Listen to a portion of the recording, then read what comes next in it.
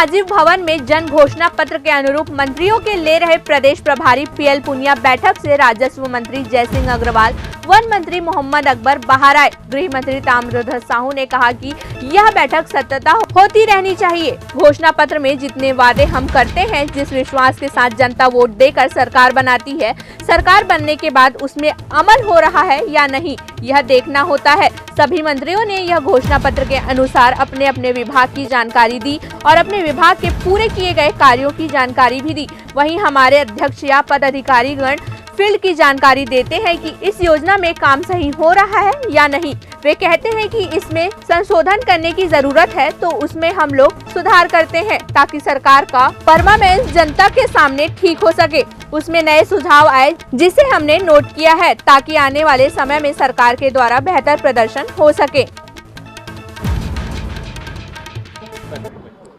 देखिए, ये बैठक सतत होती रहनी चाहिए। जो संकल्प पत्र चुनाव के पहले पार्टी बनाती है, जिसे घोषणा पत्र कहते हैं, उसमें जितने वादे हम लोगों करते हैं और जिसको विश्वास करके जनता वोट देकर सरकार बनाती है, तो जीतने के बाद, सरकार बनने के बाद उसमें अमल हो रहा है या नहीं, ये देखना। चूँकि घोषणा पत्र पार्टी द्वारा बनाया जाता है, तो पार्टी का काम है कि वो अमल में हो रहा है कि नहीं, ये देखना, ताकि पार्टी का, सरकार का अगला चुनाव का उसमें हो।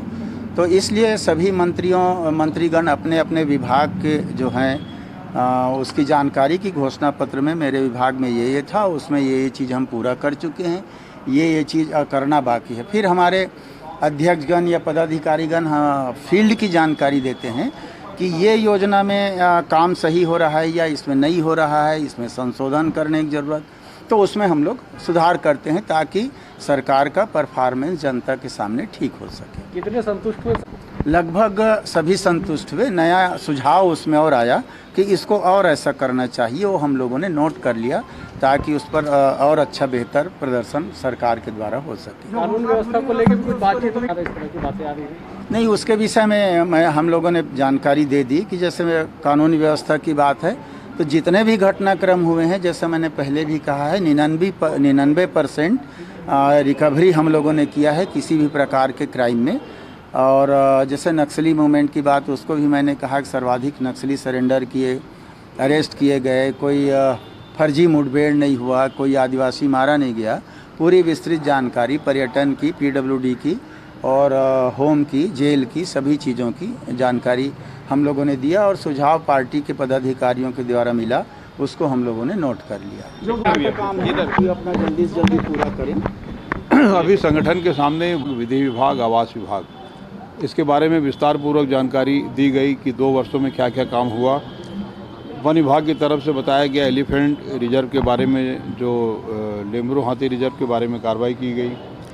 और छत्तीसगढ़ ने जो कीर्तिमान स्थापित किया है, भारत सरकार की संस्था है ट्राइफेड, वो आंकड़े जारी करती है। तो जो लघु वनोपज की खरीदी हुई है, कोरोना काल में भी पूरे देश में जितनी भी खरीदी हुई है, 73% खाली छत्तीसगढ़ ने क्रय करके नंबर 1 का स्थान उसमें प्राप्त किया है। 124 करोड़ का भुगतान हुआ है। जो घोषणा पत्र के माध्यम से कहा गया था कि तेंदुपत्ता का पारिश्रमिक 2500 से बढ़ाकर 4000 किया गया, वो क्रियान्वयन कर दिया गया है। वर्तमान में तीसरी बार की खरीदी भी 4000 के हिसाब से की गई है। 13 लाख संग्राहक इसमें लाभान्वित हो रहे हैं। और जो नियमित भुगतान के अलावा 232 करोड़ रुपये का भुगतान जो प्रोत्साहन पारिश्रमिक के रूप में उनको दिया गया है, जिसको बोनस भी कहा जाता है, तो वो उसके बारे में भी जानकारी दी गई है। और वन विभाग का ही वृक्षारोपण के बारे में, नदी तट वृक्षारोपण के बारे में और नरवा योजना के अंतर्गत जो कार्य वन विभाग के माध्यम से किया गया, वो सब विस्तृत जानकारी दी गई है।